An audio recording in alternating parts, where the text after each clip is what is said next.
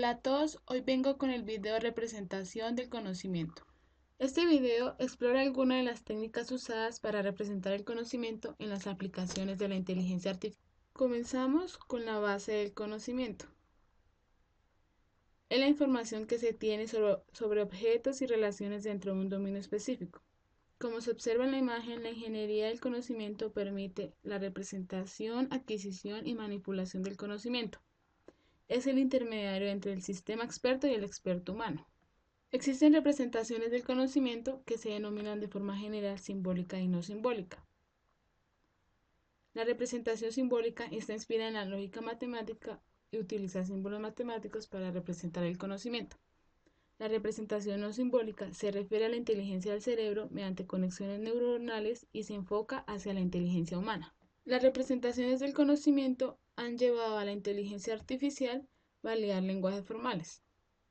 Encontramos la representación matemática y lógica. Son las primeras representaciones del conocimiento cercanas a los lenguajes de máquina y lejanas a los lenguajes naturales. La lógica es considerada una de las primeras aproximaciones a la representación del conocimiento. Son necesarias para sistemas que conviertan de un nivel superior a otros inferiores las formas de representar el conocimiento, de forma que podamos trabajar con las máquinas a nuestro nivel de representación y los dispositivos traduzcan esas expresiones a símbolos. Un símbolo está formado por números o cadenas de caracteres que representan un objeto o una idea. Por otro lado, hay distintos tipos de conocimiento.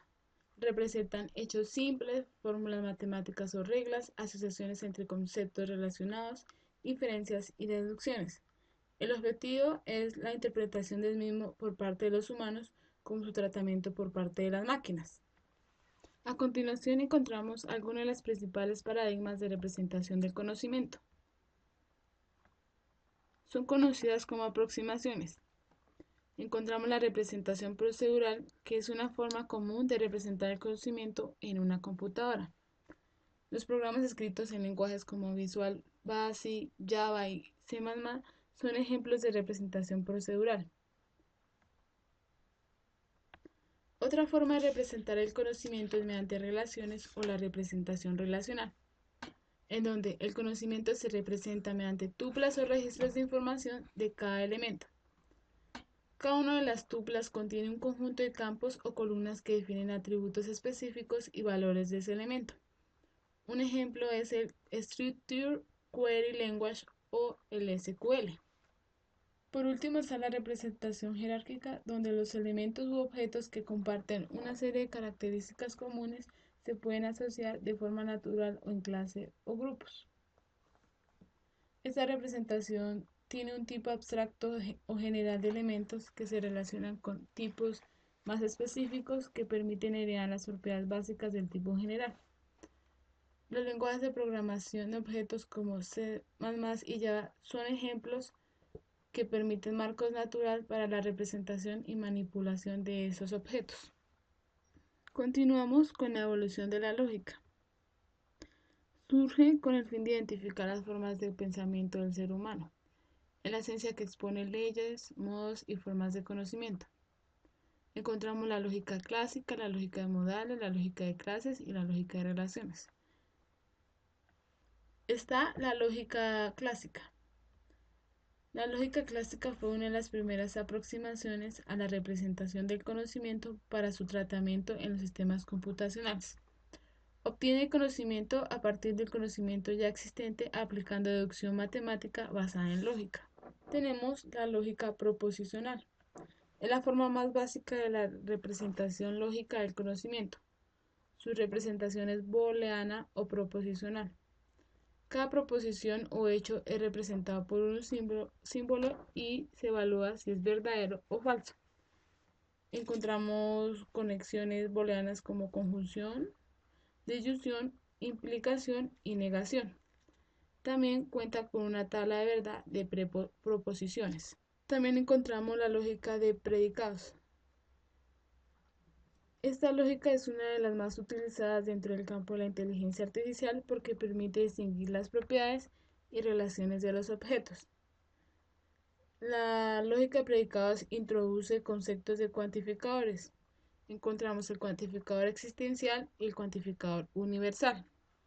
En cuanto al cuantificador existencial, permite verificar si existe algún objeto que tiene este atributo, mientras el cuantificador universal permite identificar todos los objetos que tengan ese atributo. Por otro lado, la lógica de predicados no proporciona un camino seguro, pero utiliza dos técnicas, la resolución y unificación. Con cada una de ellas se puede establecer si un predicado es cierto o falso basándose en hechos conocidos. Resolución y unificación son dos algoritmos que forman la base de Prolog. Resolución es un algoritmo que prueba de forma sistemática si unos hechos son verdaderos o falsos en virtud de contradicción. Por ejemplo, si queremos probar que un teorema A es cierto, tendremos que mostrar que la negación de A no es verdadera. Mientras la unificación es otra técnica dentro de la lógica de predicados que consiste en tomar las sentencias, comparar los predicados con el mismo nombre y comprobar si sus términos se pueden unificar, es decir, hacerlos idénticos. Para ello necesitamos de resolución que permite comprobar el teorema si son idénticos o no. Ahora encontramos las reglas, también conocidas reglas de producción. Se enuncian de la forma if-then, son la forma más popular de representación del conocimiento dentro del paradigma declarativo. Cada regla es una parcela de conocimiento u unidad de información de una base de conocimiento. La formulación en reglas permite la aplicación de distintos tipos de razonamiento, por lo cual los sistemas basados en reglas fueron la primera aplicación comercial de la inteligencia artificial. Una regla de producción se puede enunciar de la siguiente forma. Si antecedente, entonces consecuente. Un antecedente es premisas de condiciones que se deben satisfacer en el dominio de la aplicación para evaluar la regla. Y un consecuente es el conjunto de conclusiones o acciones que se derivan del antecedente. Otra forma de representación del conocimiento son los marcos. Un marco es una colección de atributos que define el estado de un objeto y su relación con otros marcos. En inteligencia artificial, los marcos se denominan representaciones. Los marcos suelen estar organizados jerárquicamente. Los marcos pueden ser clases que representan conceptos o entidades generales o instancias que son concreciones o ejemplos particulares de clases. De los marcos pasamos a los guiones. Los guiones permiten representar situaciones mediante escenas. En inteligencia artificial son una estructura de conocimiento que contiene una secuencia de acciones. Un guión tiene escenas que sirven para reconocer situaciones. Cada campo corresponde a un suceso. Los campos sucesos forman una secuencia. Una secuencia de acciones unidas entre sí son una relación de casualidad, en el sentido que la relación de una de ellas permite que ocurra la siguiente. Cada guión posee además roles correspondientes a las personas que intervienen. Los roles de algunos de los objetos se representan mediante variables, y esto permite que puedan ser asignados a diferentes personas o cosas. De los guiones pasamos a las redes semánticas. Las redes semánticas se utilizan para definir el significado de un concepto mediante su relación con otros conceptos. Los enlaces están etiquetados en lenguaje natural y especifican la naturaleza de las relaciones. También guardan una gran semejanza con la representación y terminología de la programación orientada a objetos. La principal diferencia entre estas representaciones del conocimiento radica en su sintaxis y en que unas se basan en representaciones gráficas del conocimiento y otras en representaciones formales.